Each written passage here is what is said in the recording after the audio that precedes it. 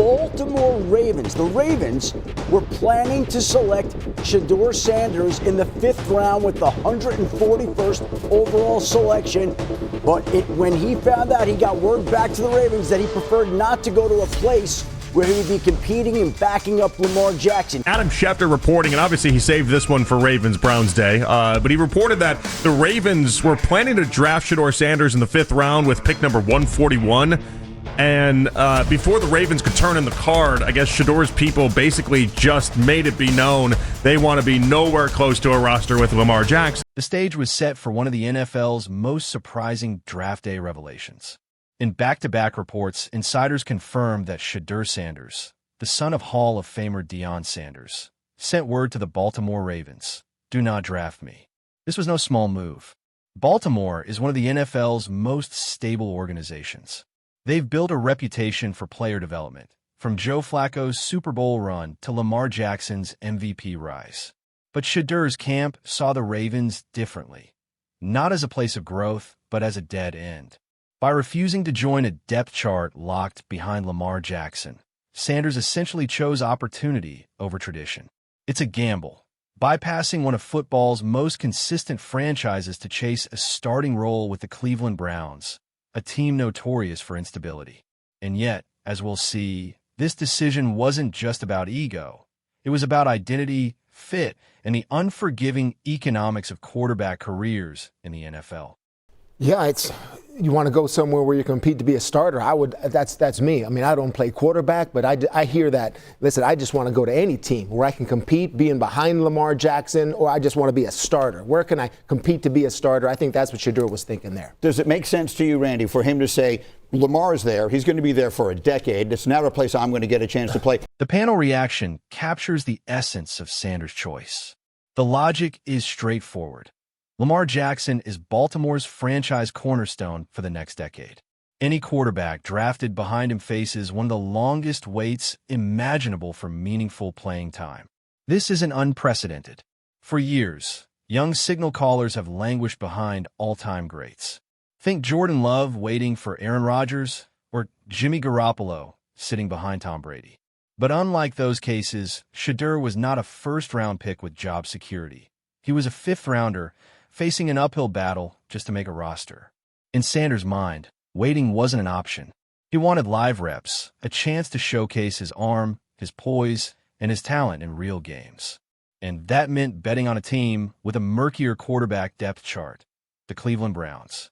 I think this is insane, right? Like, if this is true, I think this is crazy, right? At this point, you're in the 5th round. I understand you had higher hopes, but you've dropped to the 5th round, and you're thinking about being a starting quarterback the next year. I think this is incredibly short-sighted. Like, if you're in this situation, you want to go to an organization that is going to develop you, right? Here you have the Baltimore Ravens, the model of stability in the NFL. This regime's been together for how many decades now? And actually has a track record to develop quarterbacks. This is where the controversy deepens. Analysts quickly pointed out the obvious risk: development. Baltimore represents stability, proven coaching, and a front office with decades of consistency. By contrast, Cleveland has been the NFL's revolving door of quarterbacks. Over 30 starters since 1999. Baker Mayfield, once the franchise's savior, was discarded just 4 years after being the number 1 overall pick. For Sanders, the choice wasn't just about playing time. It was about placing his trust in a team known for its turbulence. Was this bold self-belief or reckless short-sightedness? I don't know. Even if you're going as a backup, I don't know who wants to be the backup to Lamar Jackson anyway. Lamar Jackson is not ever losing that job. You're not going to be able to prove to yourself that you're even worthy of eventually starting at some point. Like, if I'm Shedeur Sanders, I wanted to go to a team like the Browns. This counterargument shifts the lens. Scheme fit matters. The Ravens' offensive design is built around Lamar's unique dual-threat ability, something almost impossible to replicate. Any backup quarterback must mimic Lamar's style just to keep the offense functional. Shedeur Sanders isn't that type of player. At Colorado, he thrived in a structured, pocket-passing scheme, using timing and accuracy rather than improvisation. In Cleveland, under Kevin Stefanski, the offense emphasizes play action, quick reads, and controlled passing, traits much closer to Sanders' natural skill set.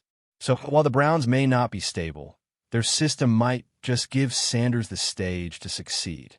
Especially with this, if he signed a 3-year deal with the Cleveland Browns, do you expect to see him on the field within those 3 years? Oh, he probably will. Okay. To Rex's point, he might. Okay. And but if he would have signed a 3-year deal with the Baltimore Ravens, would you expect to see him on the field within 3 years? I mean, hopefully not. Hopefully Lamar's playing. He plays in the preseason. He gets better every year, and then he goes out and proves himself later when he's more prepared to have success. This exchange underscores the long-term calculus.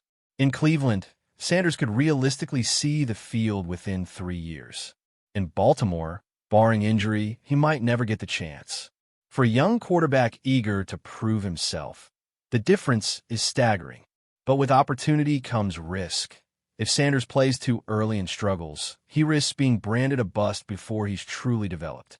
NFL history is littered with talented QBs ruined by bad tape too soon. It's a delicate balance. Patience versus urgency, safety versus ambition. And this is something I do think Kevin Stefanski's done a really good job of throughout his career, is that Stefanski, and this kind of goes with the idea that when Joe Flacco 2 years ago came off the bench, came off his couch, he was nothing close to what they planned that whole season around with Deshaun Watson. Nothing close to it. But they had to pivot, and they had to make some changes in the middle of the season to what their personnel does, to what the quarterback's actually doing, and they were able to. Here lies Cleveland's hidden advantage, flexibility. Head coach Kevin Stefanski has shown a willingness to adapt schemes to fit the quarterback he has, whether that's Deshaun Watson, Joe Flacco, or now potentially Shedeur Sanders. This adaptability could shield Sanders from early struggles, molding the offense to highlight his strengths rather than expose his weaknesses. If the Browns can provide stability, even briefly, Sanders' gamble might not look so reckless after all. It's an interesting decision. Again, endlessly interesting what happened with Shedeur that weekend. The Shedeur Sanders saga is more than just draft drama. It's a case study in ambition versus patience, fit versus stability, and the razor-thin margins of NFL success. Was Sanders wise to bet on himself, rejecting the Ravens for a shot at playing time in Cleveland? Or did he turn away from the very stability that could have secured his future? Only time will tell. One thing is certain, this story is far from over.